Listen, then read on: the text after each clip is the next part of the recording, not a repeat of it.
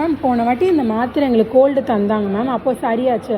இப்போ திரும்ப கோல்டு வந்ததுக்கு இந்த மாத்திரை எடுக்கும்போது எங்களுக்கு சரியாகலை மேம். ஐ திங்க் உங்களுக்கு இந்த ஆன்டிபயோட்டிக் ஒர்க் ஆகலைன்னு நினைக்கிறேன். ஸோ இதுக்கு பேர் தான் ஆன்டிபயோட்டிக் ரெசிஸ்டன்ஸ். நம்ம பாடியில் உள்ள பேட் பாக்டீரியாவை கில் பண்ண தான் நம்ம ஆன்டிபயோட்டிக்ஸ் யூஸ் பண்ணுறோம். இந்த ஆன்டிபயோட்டிக்ஸை தேவையில்லாமல் எடுத்தாலோ இல்லை அதோட கோர்ஸை ப்ராப்பராக கம்ப்ளீட் பண்ணலன்னா நம்மளுக்கு ஆன்டிபயோட்டிக் ரெசிஸ்டன்ஸ் வரும். ஸோ சிம்பிளாக சொல்லணும்னா, ஒரு பாட்டை நீங்கள் ஃபர்ஸ்ட் டைம் 70% வால்யூமில் கேட்குறப்போ ரொம்பவே லவுடாக இருக்கும். ஆனால் அது கொஞ்ச நாள் கழிச்சு உங்கள் காதுக்கு பழகிடும். அதே மாதிரி தான் நம்ம பாக்டீரியாவுமே. நீங்கள் ப்ராப்பராக ஆன்டிபயோட்டிக்ஸ் யூஸ் பண்ணல அப்படின்னா உங்கள் பாக்டீரியா வந்து அதுக்கு பழகிடும்.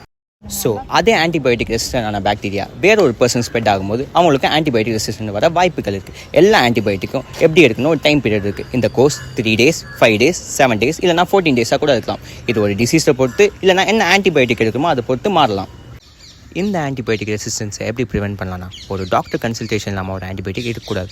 ஒரு ஆன்டிபயோட்டிக் எடுக்கிறீங்கன்னா அந்த ஃபுல் கோர்ஸ் கம்ப்ளீட் பண்ணணும். தேவையில்லாமல் ஆன்டிபயோட்டிக் யூஸ் பண்ணக்கூடாது.